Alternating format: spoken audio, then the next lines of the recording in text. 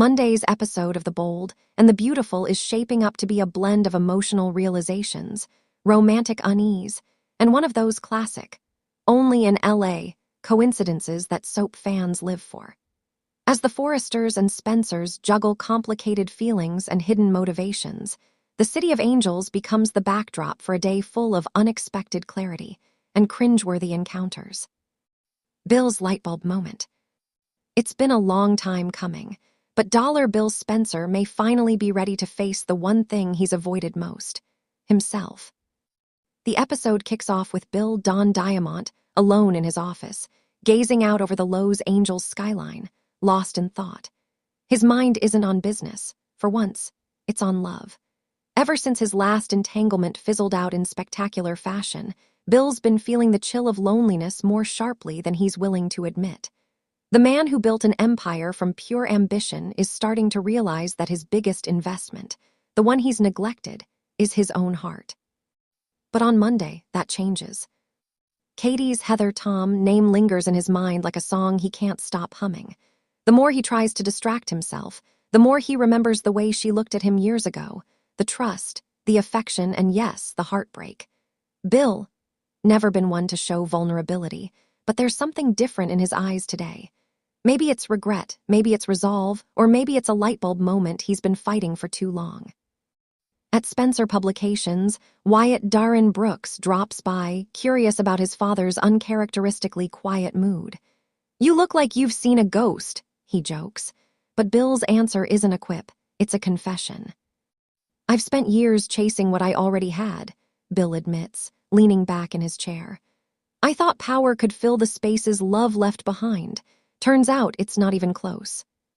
Wyatt, stunned by this rare dose of emotional honesty, pushes for more.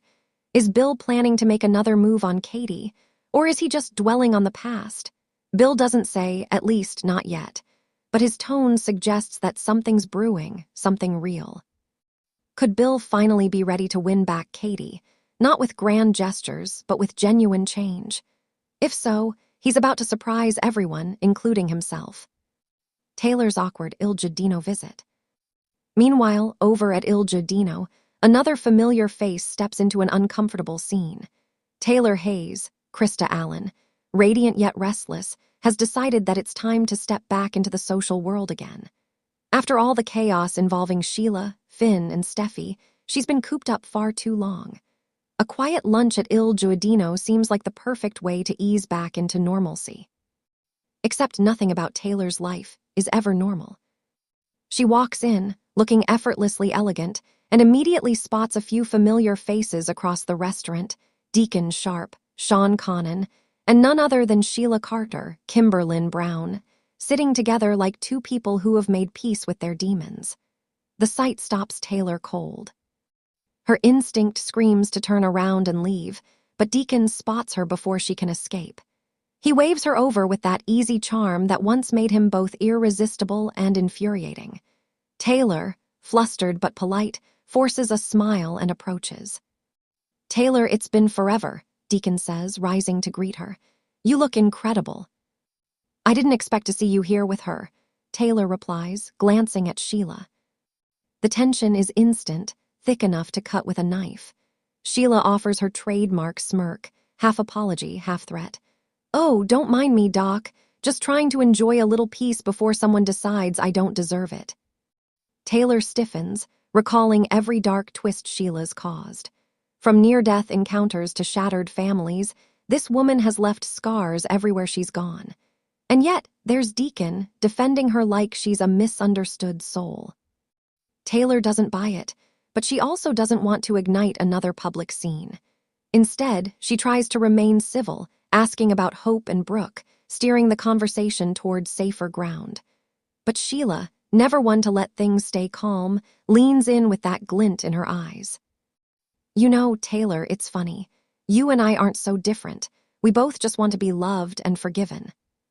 The words hang in the air, mocking and yet strangely sincere.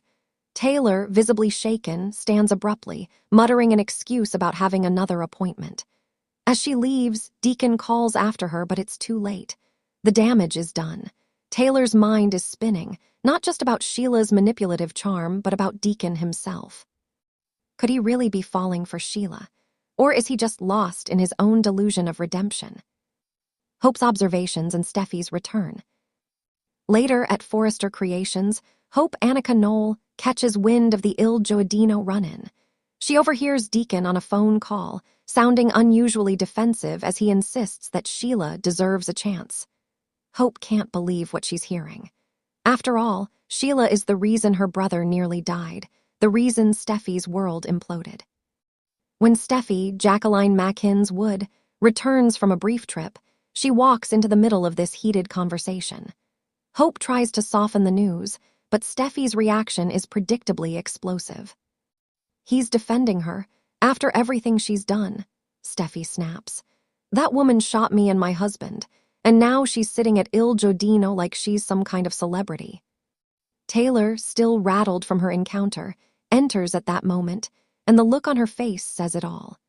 Steffi immediately pulls her mother into a hug, realizing how much the sight of Sheila has shaken her. The mother-daughter bond strengthens once again, reminding viewers that even in the middle of chaos, the Forresters find strength in unity. But Taylor's silence about Deacon's demeanor lingers. She knows Steffi won't take kindly to hearing he's standing by Sheila, and she's not sure she's ready to face what that might mean for everyone involved. Bill crosses paths with Taylor. Just when the day couldn't get more tangled, fate decides to play matchmaker, or troublemaker. As Taylor leaves Forrester Creations later that evening, she runs into Bill outside the building. The two share an unexpectedly warm greeting, a nod to their complicated past. Bill, freshly enlightened from his earlier reflections, finds himself drawn to Taylor's vulnerability. "Rough day," he asks gently. "You could say that," Taylor admits with a tired smile.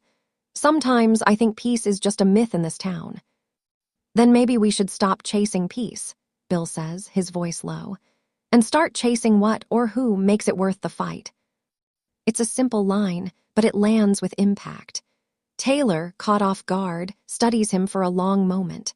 Could Bill be flirting, or is he speaking from his own new clarity about life and love?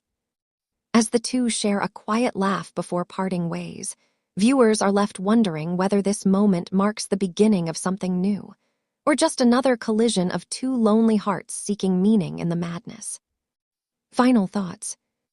Monday's episode delivers what the bold and the beautiful does best: raw emotion wrapped in glossy glamour. Bill's introspection could mark the start of a new chapter for the once ruthless mogul, while Taylor's uncomfortable encounter at Giardino brings old wounds bubbling back to the surface.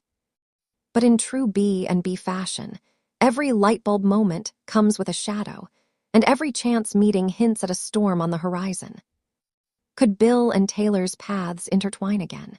And will Deacon's defense of Sheila destroy his fragile bond with Hope before it ever truly heals? One thing's certain. By the time Tuesday rolls around, the peace that everyone's chasing will feel more elusive than ever.